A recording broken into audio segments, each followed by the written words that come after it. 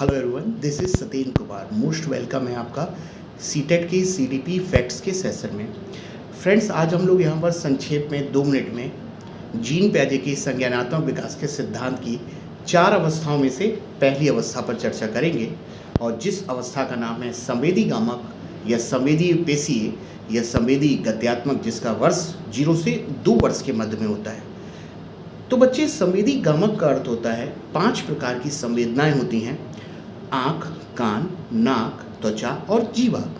जब किसी बच्चे को जीभ के द्वारा टेस्ट समझ में आता है, नाक से स्मेल समझ में आती है, कानों से आवाज़ समझ में आती है, माँ का स्पर्श समझ में आता है और ये दृष्टि देखने के काम में आती है, और जब भी कोई बालक या शिशु 0 से 2 वर्ष में इन 5 ज्ञान इंद्रियों के द्वारा कोई ज्ञान को प्राप्ति करता है, और यदि इसके साथ साथ शरीर के द्वारा कोई एक्टिविटी कर रहा है, दौड़ने भागने से रिलेटेड गामक क्रियाएं कर रहा है, तो इसको संवेदी गामक अवस्था के नाम से जानते हैं। फ्रेंड्स, ध्यान में रखिएगा, मोस्ट इम्पॉर्टेंट है।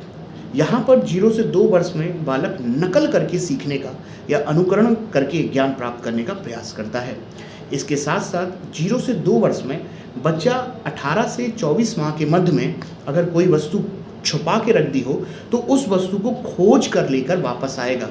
वो जानेगा कि कोई वस्तु है, छुपा दी गई है, लेकिन वो उसको ढूंढ के लेकर आता है। जैसे वस्तु के खोजने के नाम से, या वस्तु स्थायित्व के नाम से, या पदार्थ स्थायित्व के नाम से, या ऑब्जेक्ट परमानेंसी के नाम से जानते हैं। ये कॉन्सेप्ट आपका जीन पियाजे के संवेदी गामक में 0 से 2 वर्ष में आपको देखने को मिलेगा, और नकल करके सीखना इस अवस्था की खास विशेषताएं हैं। इसी के साथ मैं सेशन को विराम देता हूं। Thank you. आपका अपना सर सतीन, मोस्ट वेलकम है सीडीपी के सेशन में। धन्यवाद।